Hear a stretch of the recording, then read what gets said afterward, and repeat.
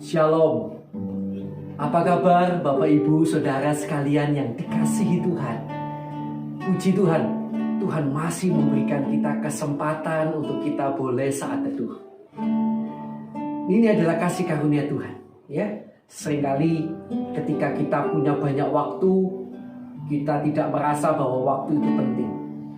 Tapi ketika tiba saatnya kita mau saat teduh, susah mau cari waktu saat teduh. Waduh, dari situ kita tahu, waduh, waktu Tuhan kasih untuk saat teduh itu luar biasa, itu anugerah Tuhan, ya. Jadi mari kita akan gunakan kesempatan yang ada, yang masih Tuhan berikan saat ini dengan sebaik-baiknya. Mari kita akan datang bersama kepada Tuhan. Haleluya.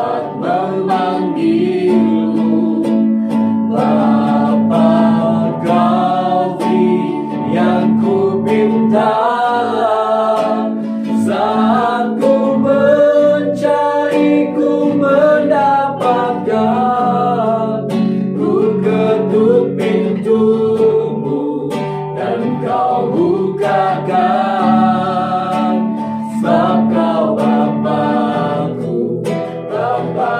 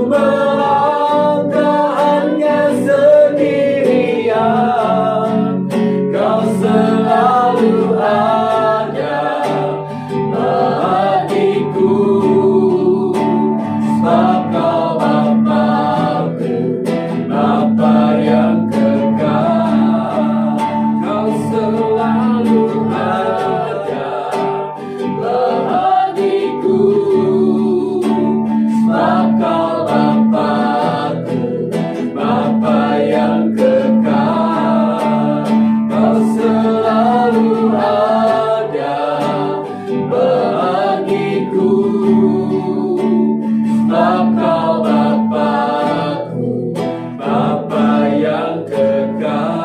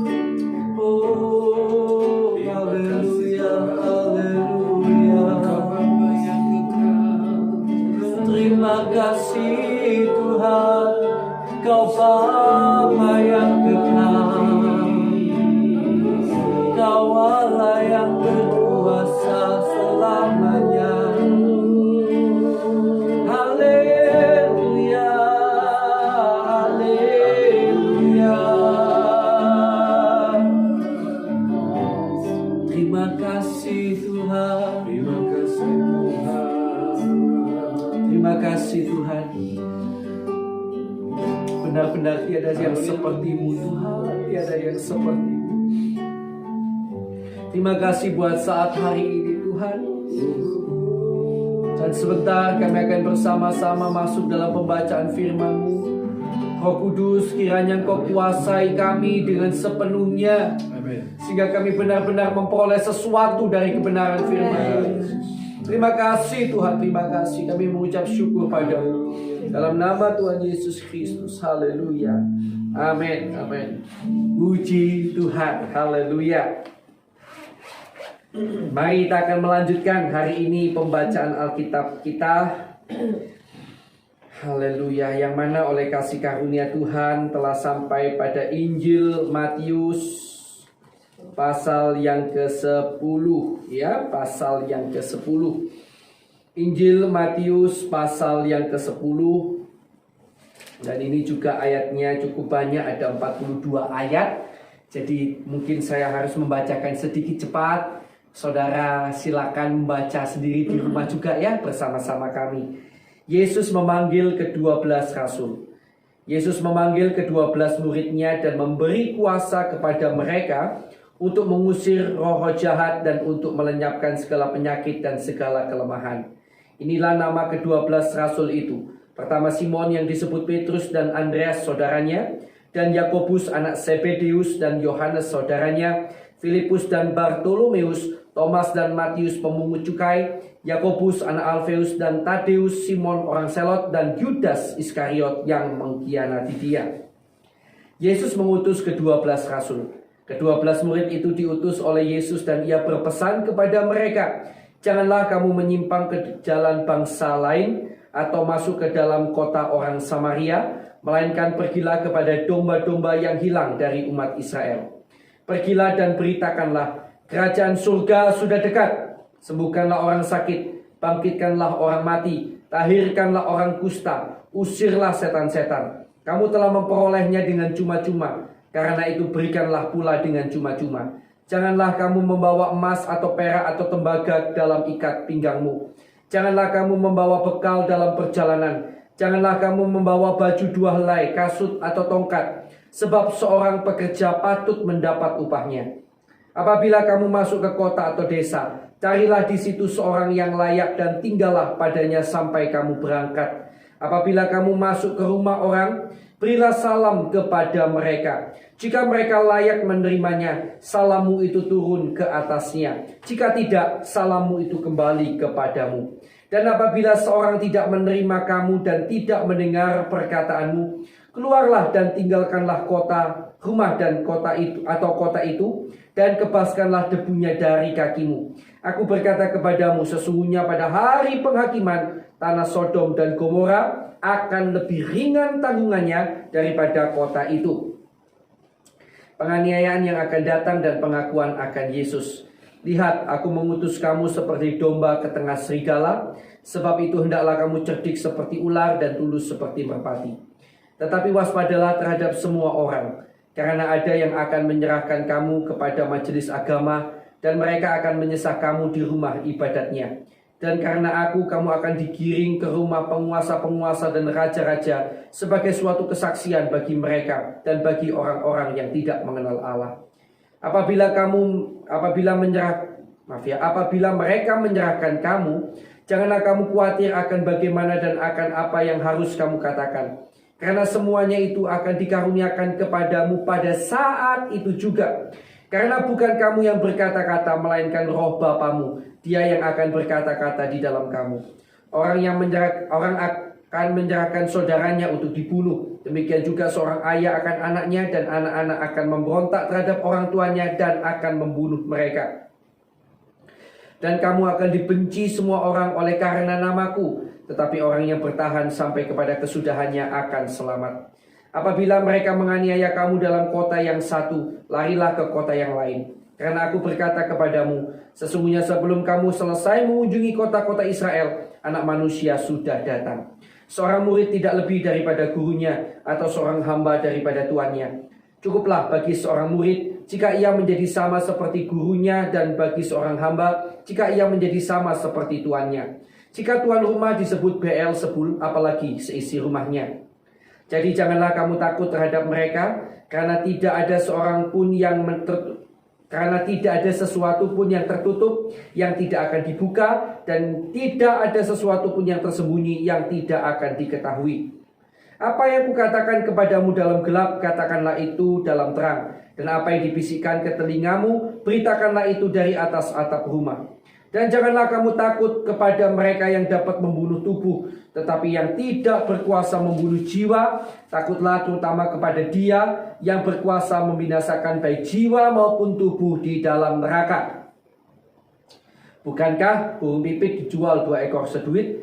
Namun seekor pun daripadanya tidak akan jatuh ke bumi di luar kehendak Bapamu. Dan kamu, rambut kepalamu pun terhitung semuanya. Karena itu janganlah kamu takut, karena kamu lebih berharga daripada banyak burung pipit. Setiap orang yang mengakui aku di depan manusia, aku juga akan mengakuinya di depan Bapa-Ku yang di surga. Tetapi barang siapa menyangkal aku di depan manusia, aku juga akan menyangkalnya di depan Bapa-Ku yang di surga. Yesus membawa pemisahan bagaimana mengikut Yesus. Jangan kamu menyangka bahwa aku datang untuk membawa damai di atas bumi. Aku datang bukan untuk membawa damai melainkan pedang. Sebab aku datang untuk memisahkan orang dari ayahnya, anak perempuan dari ibunya, menantu perempuan dari ibu mertuanya, dan musuh orang ialah orang-orang seisi rumahnya. Barang siapa mengasihi bapa atau ibunya lebih daripadaku, ia tidak layak bagiku. Dan barang siapa mengasihi anaknya laki-laki atau perempuan lebih daripadaku, ia tidak layak bagiku. Barang siapa tidak memikul salibnya dan mengikut aku, ia tidak layak bagiku. Barang siapa mempertahankan nyawanya, ia akan kehilangan nyawanya. Dan barang siapa kehilangan nyawanya karena aku, ia akan memperolehnya. Barang siapa menyambut kamu, ia menyambut aku. Dan barang siapa menyambut aku, ia menyambut Dia yang mengutus aku. Barang siapa menyambut seorang nabi sebagai nabi, ia akan menerima upah nabi. Dan barang siapa menyambut seorang benar sebagai orang benar, ia akan menerima upah orang benar. Dan barang siapa memberi air sejuk secangkir saja pun kepada salah seorang yang kecil ini, karena ia muridku, aku berkata kepadamu, sesungguhnya ia tidak akan kehilangan upahnya daripadanya. Amin. Bapak Ibu Saudara yang dikasihi Tuhan, kami sungguh mempercayai tadi Bapak Ibu Saudara sekalian sudah menerima sesuatu dari Tuhan, ya. Namun demikian, izinkan kami membagikan sedikit apa yang Tuhan taruh dalam hati kami, yang mana itu ada pada ayat 29 sampai 31. Bukankah burung pipit dijual 2 ekor seduit? Namun seekor pun daripadanya tidak akan jatuh ke bumi, ini garis bawahi, di luar kehendak Bapamu. Ya, jadi tidak ada sesuatu pun yang terjadi di luar kehendak daripada Tuhan. Itu garis bawahi baik-baik. Dan kamu, rambut kepalamu pun terhitung semuanya. Karena itu janganlah kamu takut, karena kamu lebih berharga daripada banyak burung pipit. Ya, Bapak Ibu Saudara yang dikasihi Tuhan.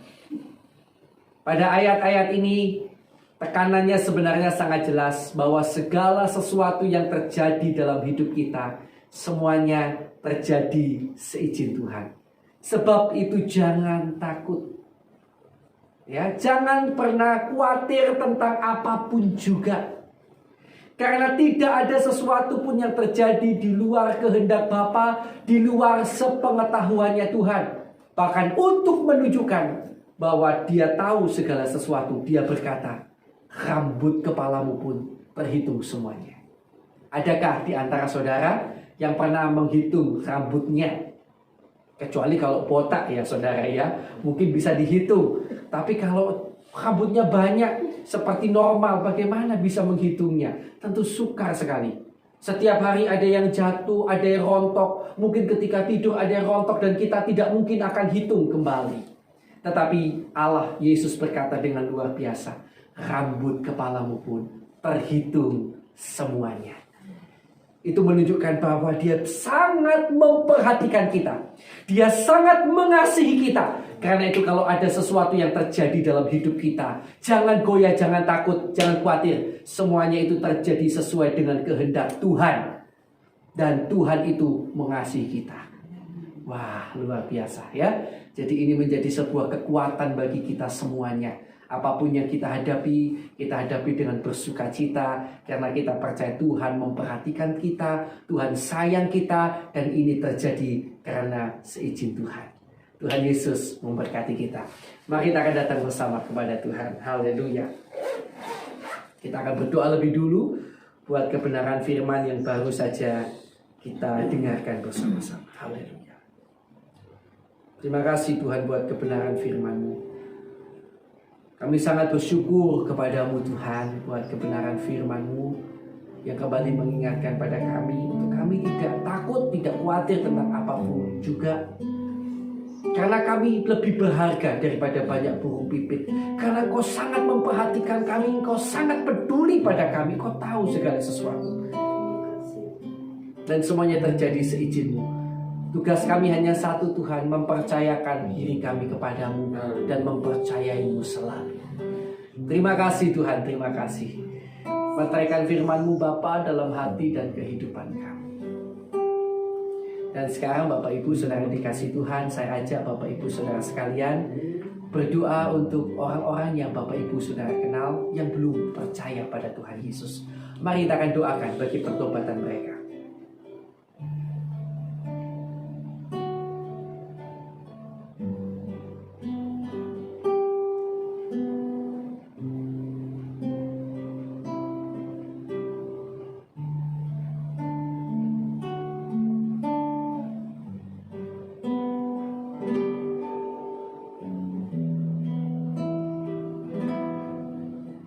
Baik, sudah ya, kita lanjutkan doa kita. Kami juga terus berdoa Tuhan untuk teman-teman kami yang di seluruh dunia ini mengalami aniaya. Ada yang mengalami aniaya, dipukul, ditindas, dibunuh bahkan karena nama-Mu Tuhan. Sungguh mengerikan terkadang kalau kami mendengar keadaan yang mereka alami. Kami hanya bisa berdoa Tuhan, mohon kuatkan mereka dan keluarga mereka. Dan kalau boleh Tuhan lepaskan mereka dari segala penderitaan, penyiksaan dan penganiayaan itu Tuhan. Tolonglah umat-Mu ya Tuhan. Tolonglah umat-Mu. Juga tolonglah bangsa dan negara kami Indonesia Tuhan. Berikan kedamaian, ketentraman, keamanan dan berkat-Mu atas Indonesia. Kesehatan banyak orang Tuhan, tolong. Jangan ada lagi korban jiwa karena penyakit-penyakit COVID-19 atau apapun. Tuhan tolong kalau boleh Indonesia sehat, Indonesia diberkati Tuhan, Indonesia dilimpahi kasih karunia Tuhan. Bahkan juga kalau boleh di Indonesia terjadi pertobatan jiwa besar-besaran dalam nama Tuhan Yesus. Haleluya. Terima kasih Tuhan. Terima kasih. Ampuni juga kiranya kesalahan dosa pelanggaran bangsa kami, pemimpin bangsa kami, pendahulu bangsa kami, bahkan kami segenap umat-Mu yang ada di Indonesia. Ampuni ya Tuhan. Kami juga berdoa Bapa untuk hamba-Mu maupun semua orang yang disebut sebagai seorang hamba Tuhan, pendeta, penginjil, gembala, guru, orang-orang yang memiliki gelar-gelar teologi, gelar-gelar kependetaan. Tuhan, kami berdoa kiranya Kau berikan kepada kami dan keluarga kami hati yang selalu tulus, ikhlas melayani-Mu. Cukupkan kiranya segala apa yang kami perlukan. Dan dalam nama Yesus kiranya Tuhan perlengkapi kami lebih lagi, agar kami dapat lebih berkarya bagi kerajaan-Mu ya Tuhan. Terima kasih Tuhan, terima kasih. Kami juga berdoa untuk jemaat-jemaat yang digembalakan oleh hamba-hamba-Mu dimanapun berada. Tuhan kiranya berikan pertumbuhan iman, pengharapan dan kasih yang luar biasa terus menerus sampai akhir hidup mereka. Dalam nama Yesus Tuhan kiranya tolong agar tidak ada satupun yang terhilang, tetapi mereka membawa jiwa-jiwa bagi kemuliaan nama-Mu Tuhan. Berkati keluarga mereka, pelayanan mereka dan pekerjaan mereka Tuhan. Keluarga mereka semua Tuhan berkati. Terima kasih Tuhan. Dan untuk setiap orang yang sakit kami bersatu hati. Bapa kiranya Kau jamah dan Kau tolong, Kau sembuhkan mereka yang sakit di dalam nama Tuhan Yesus, di dalam nama Tuhan Yesus Kristus. Jamah, tolong sembuhkan mereka yang sakit. Terima kasih Tuhan, terima kasih dalam nama Tuhan Yesus. Kami bersyukur padamu Tuhan. Kami juga berdoa Bapa untuk setiap kami yang mengalami masalah hari-hari ini.